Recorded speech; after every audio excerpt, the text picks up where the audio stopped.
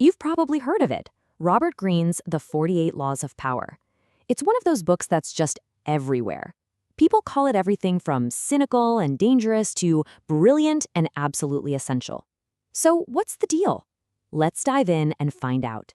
Okay, so to really get what this book is about, you gotta start right here. Greene kicks things off with this quote from Machiavelli. And honestly, it sets the tone for everything. This isn't a self-help book about being a good person. No. It's a guide to understanding power in a world where, let's be real, not everyone plays by the rules. So here's the core idea. And it's a little unsettling. The book argues that power is a game, a social game, and it's been played the same way for centuries. The rules are amoral. They're not about right or wrong. And here's the kicker. Whether you like it or not, you're in the game. Ignoring the rules doesn't make you a better person. It just makes you a pawn for someone who does know the rules. All right, so obviously we can't go through all 48 laws one by one. We'd be here forever. Instead, what we're going to do is zoom in on the book's core philosophy. We'll look at 3 major strategic themes that pop up again and again. Think of it as a crash course in the mindset of the 48 laws of power. First up, we've got the art of concealment. This is a big one. It's really the foundation for a ton of the other laws. The big idea here is that real, lasting power, it doesn't always announce itself. A lot of the time, it operates in the shadows, built on what you don't show people, on secrecy, and on carefully controlling what everyone else gets to see. And this leads us straight to law number 1. It's the perfect example of concealment in action. Never outshine the master. Sounds pretty straightforward, right? But you'd be surprised. Breaking this one rule has been the downfall of so many talented people throughout history, like a guy named Nicolas Fouquet. So picture this. Fouquet is the finance minister for King Louis XIV. He's a genius, totally indispensable. To show his loyalty and celebrate his brand new castle, he throws the most incredible, over-the-top party anyone in France had ever seen. He's thinking, the king's gonna love this. But nope. The party was so amazing, it just made the king feel small, insecure, and totally outshone. Louis wasn't impressed. He was insulted. And literally the next day, he had Fouquet arrested. The guy spent the rest of his life in prison. Ouch. See, Fouquet's big mistake wasn't throwing a great party. It was making his boss feel bad about himself. The book's take on this is super direct. White's your masters, your bosses. They care more about their own glory than they do about your talent. So the key to power? Make them look good. Make them seem more brilliant than they are. And you'll be the one who rises. This whole idea of hiding things brings us to another key tool in the book, the smoke screen. Now, this isn't what you think. It's not about spinning these huge, elaborate lies. It's actually the opposite. It's about hiding what you're really doing behind something completely familiar, maybe even a little boring, something that nobody would ever think to look at twice. Think about it, right? A big, flashy move makes people suspicious. But a perfectly normal, bland business deal, a quiet, unassuming personality, those things are practically invisible. They let you make your moves without anyone noticing because you're basically hiding in plain sight. And this idea, controlling what people see and what they don't see, leads us perfectly into our next big theme. Okay, so we've talked about the invisible game. Now let's flip the script and talk about something very, very visible. Reputation. If our first theme was all about what you hide, this one is all about what you put on display. Because, as the book says, everything is judged by its appearance. What is unseen counts for nothing. And that brings us to law number 6, court attention at all costs. This one really flips the script on what we're usually told. The idea here is that being ignored is basically a death sentence in the game of power. It's better to be talked about, even attacked, than to be completely overlooked. Why? Because you're taking up space in people's minds. You can fight back against slander, but you can't come back from being invisible. And if you want a masterclass in this, look no further than the legendary showman P.T. Barnum. This guy was a genius at this stuff. For Barnum, just getting a crowd to form was step 1. He knew that human curiosity is an incredibly powerful magnet.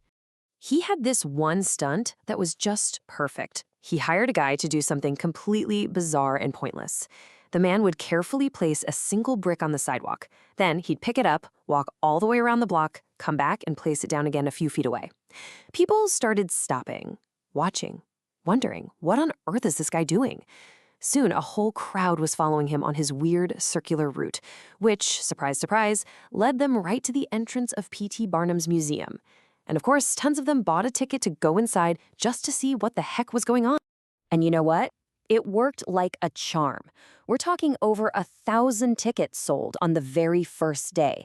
Think about that. Barnum literally created a sensation out of nothing. Just one man, one brick, and the undeniable fact that people can't resist a good mystery. So you see, the attention itself becomes a form of power. It doesn't even matter if it's for something scandalous or something just plain weird. The moment all eyes are on you, you have a platform. You have a kind of legitimacy that people who stay in the shadows just can't get. All right, for our last big theme, we're moving past words altogether. This one is all about the raw power of action. The book's argument is simple. What you do is so much more persuasive than what you say. Or as Law 9 puts it, demonstrate, do not explicate. In other words, show, don't tell. Let's break that down. Think about it. When you argue with someone, even if you win, you often just make them mad, right? It's a temporary victory that can cost you a lot. But when you show them something, when you lead them to the conclusion through your actions, they feel like they figured it out themselves. That kind of agreement is way more powerful, and it sticks. There's this fantastic story about Michelangelo that just nails this point. So he finishes his masterpiece, the Statue of David. The mayor of Florence comes to check it out. And this guy, he's a politician, not an artist. He takes one look and says, "The nose, it's too big." Now, Michelangelo could have argued, but that would have been a disaster. So instead, he climbs up the scaffold, holding a chisel and a little bit of marble dust he'd hidden in his hand. He then pretends to be chiseling away at the nose, letting the dust fall. But get this. He never actually touches the statue. Then he climbs back down and asks the mayor, "How's that?" And the mayor says, "Ah, perfect. Much better. You've given it life." And just like that, Michelangelo won. He saved his artwork from being changed, he made his boss happy, and he did it all without a single word of argument. He demonstrated a fix instead of explaining why it wasn't necessary in the first place. And this is where these old stories become so relevant to us right now.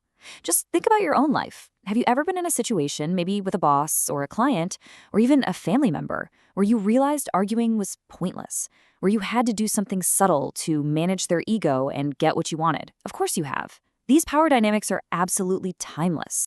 So, we've looked at concealment, we've looked at reputation, and we've looked at the power of action. We've covered a lot. The book lays out 48 specific laws, but there's kind of an unwritten 49th law, and that one is basically, what's your move? What do you do with all this knowledge? Look, let's be honest, the philosophy in this book is pretty cold. It's pragmatic to a fault. It's not describing a world of sunshine and rainbows. It's describing the world as a ruthless, strategic game. A game where playing by a strict moral code can actually hurt you, and where the only way to protect yourself and to win is to master the rules. And that brings us full circle, right back to where we started, with Machiavelli. This quote really sums up the challenge the book poses. It's saying that if you want to hold on to your authority, if you want to thrive, you have to learn how the not good people operate. The point isn't necessarily to become one of them, but to understand their playbook so that you can navigate the world as it really is. Which leaves us with one final massive question. This book is, without a doubt, a masterclass in observing human nature. It digs through thousands of years of history to show us exactly how power works. But the big question, the one it doesn't answer, is this. Just because this is how power has worked, does that mean it's how it should work? Well, that's a question Robert Greene leaves entirely up to you.